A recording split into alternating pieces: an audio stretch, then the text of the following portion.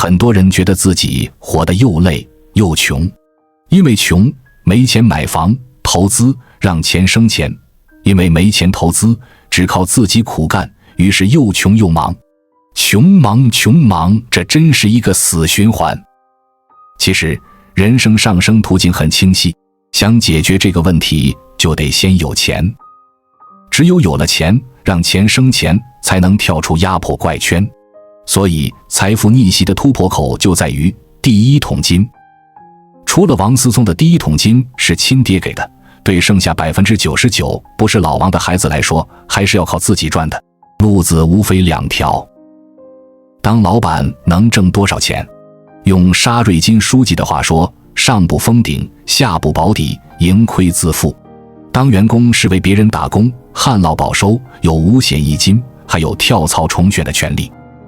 在明显的风险和明显的收益面前，大家的选择基本是二八开。我们先讲 80% 的人选择的当员工。一，如果是纯工资收入，那么唯一的要求就是工资要高。所以这个问题就是拆解开的，什么行业工资高？哪些城市工资高？什么工种工资高？怎么涨工资？结论很简单，去工资高的城市，国外务工，高利润的行业，金融、房产、高端服务加省吃俭用。记住，行业、公司、岗位、老板个人能力。挑哪些行业？行业利润最多的是银行、非银金融、房地产、交通运输、传媒、建筑装饰、医药生物。如果有兼职工作，那么应该是和你的兴趣、工作衍生出的资源挂钩的，跨界越大，牵扯精力越大。民工小伟靠直播工地健身成了网红，在家带娃的宝妈当了淘宝客，开了轻饮食微店。北京8中的老师去了新东方开辅导班。副业里有一半跟主业相关的，甚至是因主业而生，用到了体制内的熟人和资源。所以大多人不会离职，因为副业是财富，主业是社会名片。一，为何同在一个行业，工资差距依然很大？同样是高利润行业，依然有人5000，有人拿3万，差距在哪？入职之后的收入差距是在下班后的4小时拉开的，每年的工资涨幅取决于下班后的4个小时你都在干什么。有个定律叫1万小时定律，如果你坚持学习某领域超过1万小时，你就会成为这方面的权威。为什么理工科的人更容易成功？如果他们毕业后专业对口，相当于每天8小时都在练习。他们的上升途径是新手、专家、资深工程师。可我们很多人工作的内容并不是在练习技能，大部分是应对琐碎的人和事，所以发展途径是新员工、普通员工、老员工、老油条。美国有个作家专门研究亿万富翁，发现他们在行业性格各种差异，但有一个共同点，那一点就是专注。在研究期货大佬时更印证了这点，他们都对某一行业研究非常透彻，甚至是某细分领域的权威。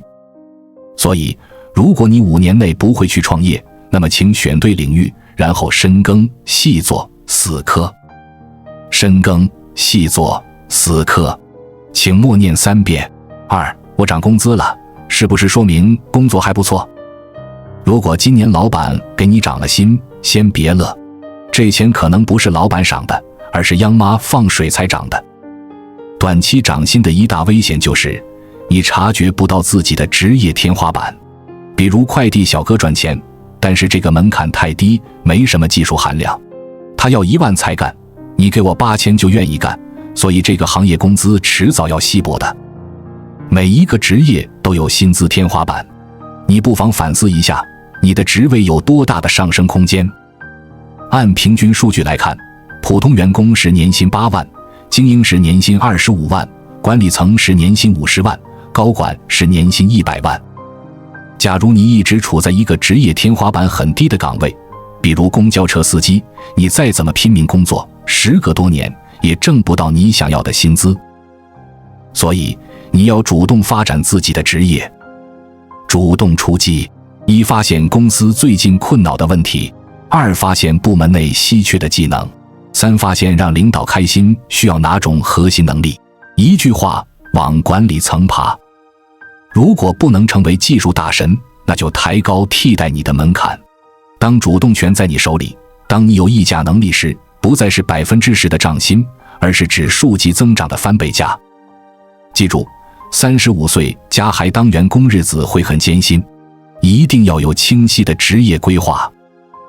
在我们进一步探索之前，别忘了关注才知道并点击小铃铛。我们将继续揭示更多关于金钱的真相，助你迅速实现财务自由。我们再来说那20%创业的人。二、创业当老板。出售往往是拥有某项东西的，而整合的人往往根本没有所有权。一、出售商品。常见的出售商品包括有形的和无形的，凡是能在淘宝上能买卖的商品和服务都包括在内，包括衣服、食品、小黄片和陪聊服务。二、出售资源。比如窦靖童是王菲闺女，天生获得媒体的关注就是资源；祁同伟通过努力当上了领导，他手里的权力就是资源。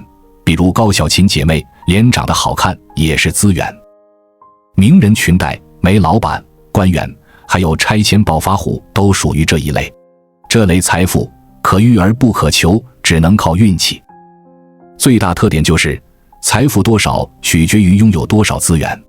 煤矿一旦采光了停产了，马上没收入；官员一旦退休了，明星一旦过气了，财富都不可持续。三、出售信息。出售信息，比如招聘信息、车展亭电影海报、人民名义里那个香港情报贩子，以及教你怎么赚钱的付费课也在这里。出售信息最典型的就是自媒体，微信大号、微博大号、头条大号，生产内容同时靠内容变现为生。对于出售型的创业来说，想做好只有2点：稀缺性、利润空间大，并且无限追求更大值。做整合的人。A. 整合人脉。北京有很多小广告公司、小公关公司，你找他们能同时对接300多个媒体。如果你遇到是自己又不认识人，是不是得从这个市场挨个去跑？什么叫人脉？这就叫人脉。天子脚下的办事处、各种代理机构、各种校友会、饭局组织者也都是这一类，只不过体量不一样。B. 整合资本。自己没有钱，但可以整合大家的钱，比如风投、银行，还有各种骗子。他们每天思考的问题是：谁有资本？哪些资本现在被闲置？哪些资本迁移到哪里会产生更多的商机和盈利？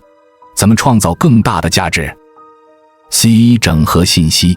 换句话说，就是要有做平台的思维。比如好123最大的成就就是把网页分好类放在一个页面里，让你检索方便一点。淘宝呢，其实就是做连接人和商品的平台，还有二手交易平台58同城、易车网轻轻松松上市了。老板本质是寻找资源，然后整合资源的人，并不是拥有现成资源的人。如果你看到这里，希望想拥有更多的人脉、资源、信息的话，首先请你走出自己的小圈子。1. 扩宽兴趣，了解当官的有钱人最近在喜欢什么。就算你不能直接去卖，也要知道哪里有卖的，哪些品项是好货，怎么专业的点评。通过兴趣接近，全放松状态亲近，对方是最没有警惕性的。比如早晨在高档小区附近跑步。2. 动用你的强关系，亲戚、朋友、同学、同乡、校友、战友一切关键人脉，利用一切聚会、红白事、节假日，把自己带入其他人的人际网络和社交活动里。3. 你可以做不同朋友之间的纽带，要积极主动地介绍不相识的朋友认识。人际网络中会有4种角色最讨喜。刚才做的是性质分类，但是不同行业赚到的钱是不一样的，公司体量也是不一样的。问题出在哪？很简单，那就是风口机遇的大小、盈利模式的优劣上。大钱必然蕴藏在大趋势中，如果你撞上了这个机会，摆在你面前有3条康庄大道：发现、抄袭、打大。3、1. 先讲讲发现商机，要善于发现人性的弱点。现代人懒，所以小家电市场一定红火；年轻人穷，所以信用消费、借贷市场一定火；人本性好色，所以陪伴社交、直播一定火。2. 什么叫消息不对称？再说，什么叫信息不对称？空调刚开始推广的时候，换付成本20多，可以要价400多，算吗？快递代理权，一个15年的快递省级代理权200万，现在涨到500万了，这算吗？那么不对称信息要从哪里搞？答：从你的行业、地域、身边人下手，而且只能从这里入手。要相信，不对称信息赚钱是因为知道的人少。如果希望别人口口相传传到你耳朵里了，那一定是无利可图的。还有一点，有些你已经知道的东西，其实就是不对称信息。你以为别人知道了，其实别人不知道。很多人玩腻了，而更多的人才知道，准备上手玩。想要利用信息不对等赚钱，不光是有信息就足够了，更是知道有哪些人没有这个信息。你说这是不赚钱机会？好好复盘一下你知道的哪些信息吧。3. 打时间差法，乾坤大挪移。举个某其中空手套白狼的例子，一货拿罐头去换飞机，拿飞机做抵押去银行贷款，拿到钱再给罐头商，然后把飞机卖给川航。老谋1分钱没出，却赚了1个多亿，80年代的1个亿哦。这个道理老祖宗2000年前就讲过了，水时资车，旱时资舟，利用资源在时间上的错配来赚取利润，跟你夏天买打折羽绒服一个道理。这种偏差不仅可以用在时间上，也可以用在地域上。这行以前叫道爷，现在改名叫代购。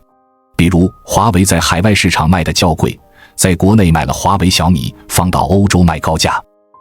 以前炒比特币的时候，国内的比特币价格比美国的高出 5% 以上，只需要在美国网站买入，然后在国内网站卖出就可以套利。4. 反周期性行业，就是经济越不景气越容易挣钱的行业，文化娱乐、律师、军工、安保、追债、彩票业。4. 遇上机遇，第2大法就是胆子要大，横的怕愣的，愣的怕不要命的。当某个领域是一个从无到有的时候，谁能赚到钱？当然是胆子非常大的人。一块空地上，规则还没树立起来，可以用各种野蛮的方式开拓，不需要遵守任何的规矩，因为没有规矩，随便搞。最先做起来的淘宝店、直播网红、代购，用的都是最野的路子。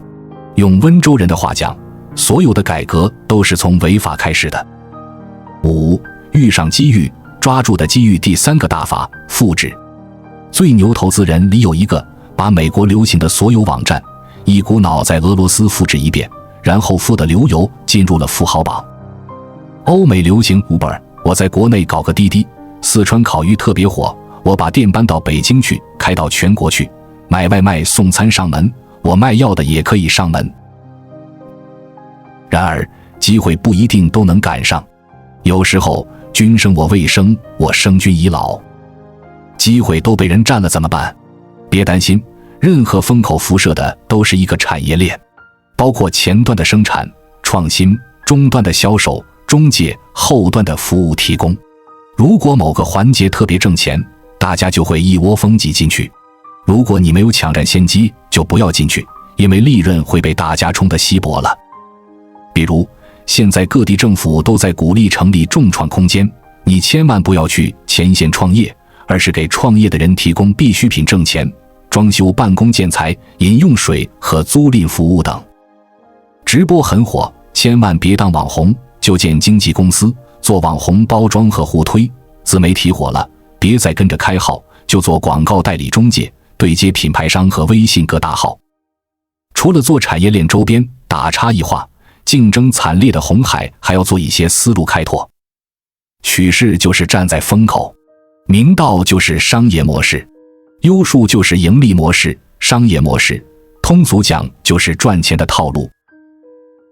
就以微商为例，很多人问为什么赚不到钱？我想大家的模式可能是这样的：打广告被拉黑，卖不出产品，赚不到钱，继续找人，被拉黑，继续推销，卖不出，心灰意冷退出，另寻项目和渠道。而实际上能赚钱的套路应该是的：分享价值，持续分享价值，开始出单，陆续出单，继续分享价值，客户带来客户，赚到更多钱。你说谁能赚到钱呢？我之前在创业圈里遇到做一个剃须刀的，我觉得这人真有胆量。这个产业基本饱和了，市面上就3款：飞利浦、松下、博朗。我说你怎么可能有机会？他说你以为买剃须刀的是男人吗？不，60%的客户是女的。于是我才发现，原来剃须刀不是一个用品市场，实际上是礼品市场，可杀入的。现在这个奔腾品牌也做大了，所以你就会明白为什么给父母的马桶能卖3万，为什么脑白金这么多年还有市场，为什么辅导班的课都那么贵。因为它不是消费品市场，付费者和使用者是分离的，里面加入了情感、高档、孝心各种标签。更经典的套路，钻石为什么贵？是因为产量少吗？不，钻石的存储量远超你的想象。这个美国人第一步先把买下很多钻石矿，然后联合起其他的矿主，通过垄断行业上游，人为的控制出货量。第二步，重金聘请营销公司，把钻石和爱情绑定在一起，反复强调钻石是神圣的，买了钻石的你爱情也是神圣的，连钻戒都不肯买的男人不值得嫁，成为史上最经典的骗局。看明白了没有？套路、策略、技巧，你的努力。讲完套路，再讲思路。赚钱思路无非分为2种：短期快钱，长期大钱。6. 鉴于更多小百姓关心的短期快钱，我们就先讲这个。有不少商品因成本不透明或者极其冷门而鲜为人知，但利润却又极高，堪称闷声发大财。比如殡葬行业堪称暴利，王思聪也来分一杯羹，投资卖墓地的福寿园，2016年毛利10亿，毛利率 79.1%。普通人投不起资，做个相关店铺，开网店也可以。朋友一亲戚在南京某地医院和殡仪馆附近考察一番后，租2个门店，投资5万以内，上午9点上班，下午3点下班，其余时间打游戏看电影。批发价不过100，却能卖到上千、上万的骨灰盒外，各类丧事用的纸扎纸活、花圈、寿衣、冥币等道具，利润一个比一个惊人。还有一些如补肾药、老人保健品、治脚气、生男生女的秘方、投胎药、全身美白药膏。如果你不信，多上淘宝上转转，看看销量。有些灰色产业，专业捉奸、劝退小三、礼品回收、代考各类考试、买卖个人信息、假结婚套车牌、开公司炒房、高仿奢侈品、高仿进口食品、薅羊毛、秒杀试用、职业讨债人、职业药品实验者、信用卡套现、港澳职业通关人、职业挖宝人、模特资源、专业充值退款、苹果专车刷单、麦芽柏树、高级 party 承办。不过提醒你，灰色产业的历练都是盘根错节的，想入局最好先在这行给人打工，把路子摸明白了。7. 短期红利又叫投机，里面很多来自于政策红利，比如开放2胎，想想就知道医院资源会变值钱，有钱就开体检机构、私立妇产医院，没钱就替人排队挂号、做叶酸、钙片各种营养剂、纸尿裤的代理，有资源就做代购，没资源就做淘宝。比如24小时监测体温计和防丢失手环等穿戴硬件、互动玩具、电炖盅以及料理机等小电器会增长。然后这一波人要换房，2居不够用了，要换3居。公共资源与正常年份是匹配的，一旦扎堆出生，就需要争夺资源和排队。还有雄安新区出来的时候，发家中哪些人收益了？你有照做，想办法搞户口、车牌、注册当地公司，占网址域名，紧盯个政府官网在搞什么项目，哪些小事自己能干的吗？8. 但是在赚快钱的狂热中，你一定要提醒自己，不要只看收益，永远要把亏损和风险放在收益率之前，要用比关注赚钱更多的精力去关注亏钱，因为亏钱比赚钱对你的影响更大。一定要记住，比赚得多更重要的是赚得久。1. 关注几个大佬，看他们如何布局。想要长期赚大钱，首先要想知道未来什么行业最赚钱。所以现在你就要搞明白，未来那些年轻人会怎么花钱，在他们愿意花钱的行业提前布局，坚持深耕下去，就一定会有收获。你看，为什么茅台全国有名了，还要到处打广告？因为想抓住电视机前的小学生、初中生，避免品牌老化，失去了未来市场。在宏观一点看，超级老龄化与超级城市化两大趋势正在加速，这两大趋势合流会诞生出巨大的商机。2. 其次，要有经济学的理性思维，你第一眼发现的赚钱逻辑，很可能不是真正的逻辑。比如，麦当劳是世界连锁企业，是靠汉堡吗？不，麦当劳其实是房企，是全球最大的独立的房地产所有者，拥有最繁华的街口商铺。把钱给高利贷，你以为是能赚利息，是资本逻辑，其实是要靠黑社会的逻辑。你没有黑社会控制风险的能力，这碗饭你就吃不了。财富的秘密可能就藏在知识海洋的其中一角，而你却徜徉其中，不小心错过了那一页。关注我，我是才知道，带你解锁更多金钱的真相。